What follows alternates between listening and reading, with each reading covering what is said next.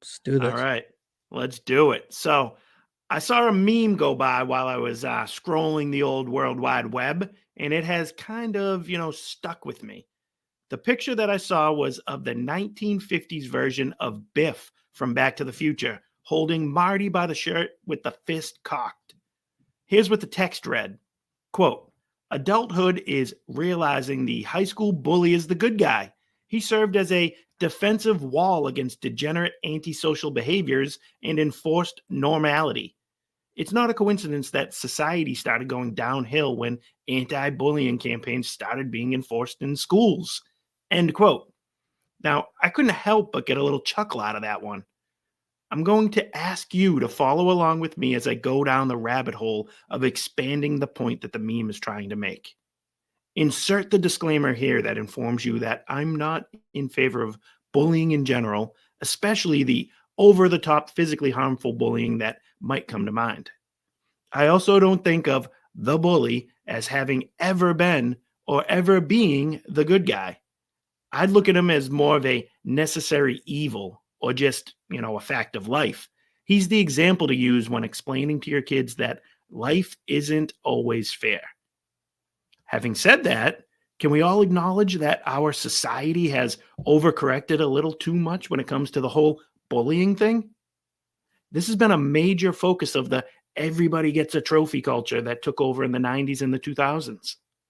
The meme is observing the benefit of a return to the kind of bullying that enforced a set of standards and norms in the neighborhood and in the elementary school, in the middle school, in the high school. I think we'd be better off calling it, teasing or razzing. But I think this stuff used to work for us. 20 years ago, if a boy showed up to school wearing a skirt, that boy's peers would have ruthlessly mocked him and he never would have worn the skirt again. That's not really a bad thing.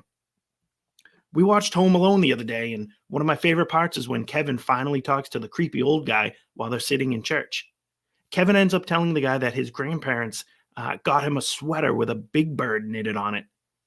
Now, Kevin rightly observes that he'd lose all of his social credibility if he wore that to school.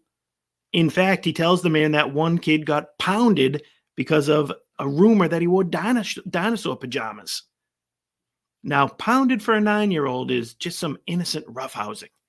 I'm sure the bully in that scenario is just some kind of kid that, hit the growth spurt a little bit sooner than everybody else.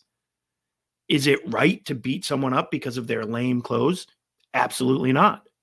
But it also forces the kids to take into account the world that they're living in and to adopt to the standards and norms of their time. Or if they do want to wear something different, that might get them picked on.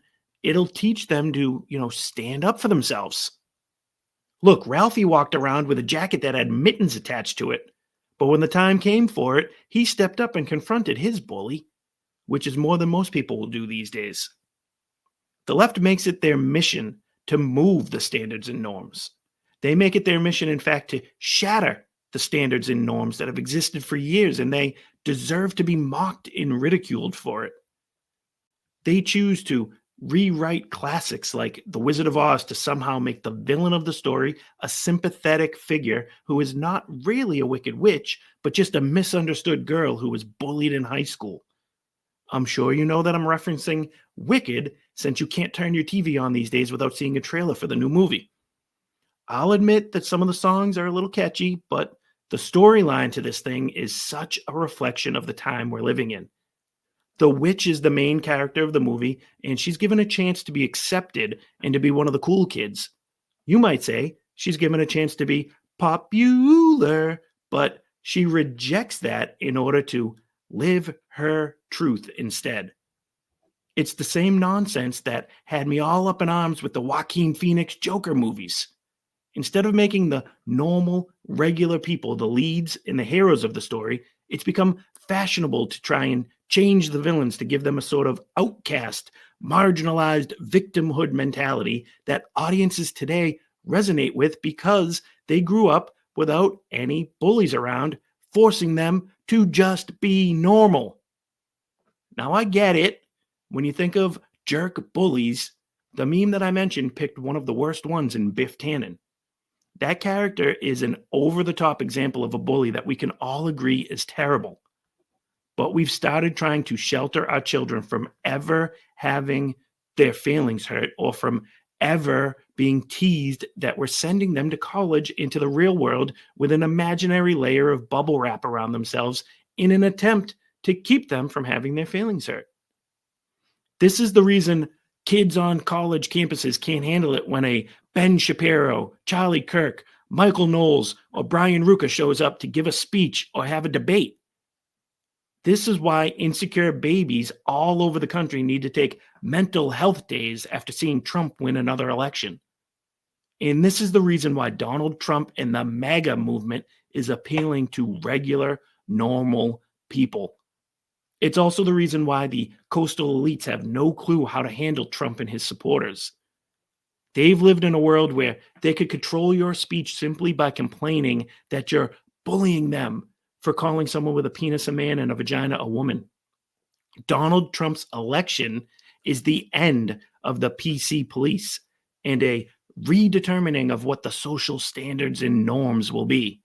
And I can't wait to have a front row seat as the wokest of the woke conform or go back to the dark, seedy corners of the society that they used to occupy.